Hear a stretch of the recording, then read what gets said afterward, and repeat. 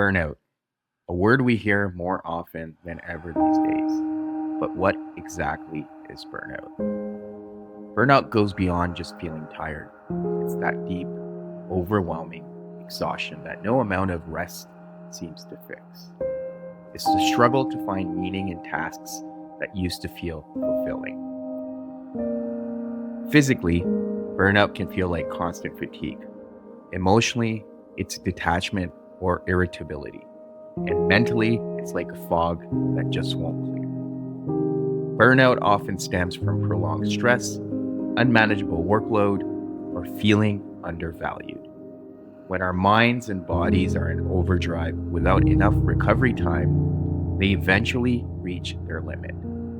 So, what can we do? Small steps matter. Take breaks, prioritize rest, set boundaries, and remember, asking for help is a strength, not a weakness. Burnout is real, but with support, self-care, and balance, we can reclaim our energy and well-being. Let's make time for what matters most. After all, you can't pour from an empty cup.